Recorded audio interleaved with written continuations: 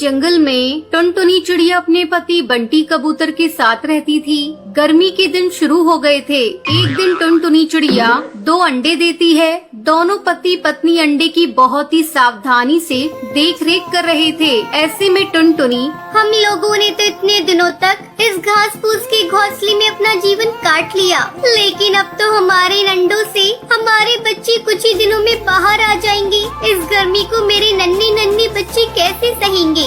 बच्चों को गर्मी न सताए, इसके लिए हमें अभी से कुछ उपाय करने होंगे। तुम ठीक कह रही हो, इस बार गर्मी कुछ ज्यादा ही पड़ रही है, लेकिन कुछ समझ नहीं आ रहा है इस गर्मी से बचने के लिए क्या करूं। खैर तुम चिंता मत करो, मैं कुछ न कुछ उपाय करता हूं। तुम भी सोचो, शायद हम दोनों के दिमाग में कुछ न कुछ आइडिया मिल जाए। इस तरह दोनों अपने बच्चे को लेकर परेशान थे रही थी।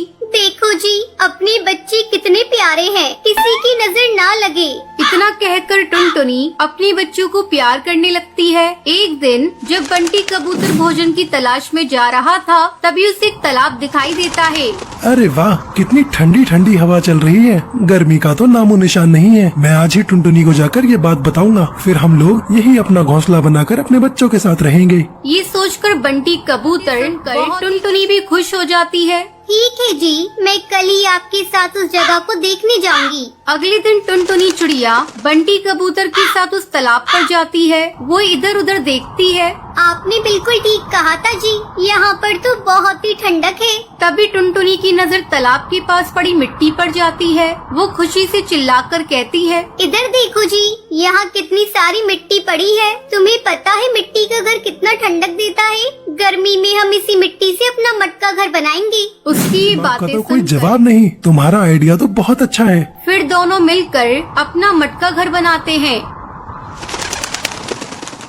और फिर बच्चों के साथ तालाब के किनारे वाले पेड़ पर रहने लगते हैं। इधर जंगल के पक्षी भीषण गर्मी से परेशान थे। एक दिन कालू कौवा तालाब पर पानी पीने जाता है। अरे ये क्या, यहाँ टुनटुनी चिड़िया तो मटका घर बनाकर आराम से रह रही है। वो टुनटुनी चिड़िया की मटके घर के अरे ओ पास टुनटुनी बहन, तुम तो बहुत ही चालाक निकली। तुम यहाँ तालाब के किनारे मटका घर बनाकर रह रही और मैं वहाँ गर्मी से जल रहा हूँ। तुमने हम पक्षियों के साथ अच्छा नहीं किया। तुम मेरे लिए भी एक ऐसा ही मटका घर बना कर दो। अगर तुमने ऐसा नहीं किया तो मैं तुम्हारा मटका घर तोड़ दूंगा। कालू भैया, ये तुम कैसी बातें कर रहे हो? अगर तुम्हें भी यहाँ रहना है तो तुम भी अपना मटका घर बना कर रहो। तुम्हें किसने रोका है? तुम्हें तो पता है मेरे छोटे छोटे बच्चे हैं, मेरे पास इतना समय नहीं है मैं तुम्हारे लिए मटका घर बना कर दूँ। तू कान खोल कर सुन ले चिड़िया, अगर तूने मेरा मटका घर नहीं बनाया तो इसका अंजाम तू भुगतने के लिए तैयार रहना। तुम्हें तो पता है मैं कितना खतरनाक हूँ। कोई भी मेरे काम को करने से मना करता है तो मैं उसका नामो निशान मिटा देता हूँ। अभी तो मैं जा रहा हूँ, 2 दिनों बाद आऊँगा। उस समय मेरा मटका घर तैयार मिलना चाहिए। इतना क्यों नहीं आ रहा है? लगता है मुझे अब कालू कौवे का मटका घर बनाना ही पड़ेगा। अब टुनटुनी चिड़िया धीरे धीरे मिट्टी इकट्ठा करती है और कालू के लिए एक मटका घर बनाती है। 2 दिन बाद कालू कौवा फिर से आता है। क्यों रे टुनटुनी, तूने मेरा मटका घर बना दिया?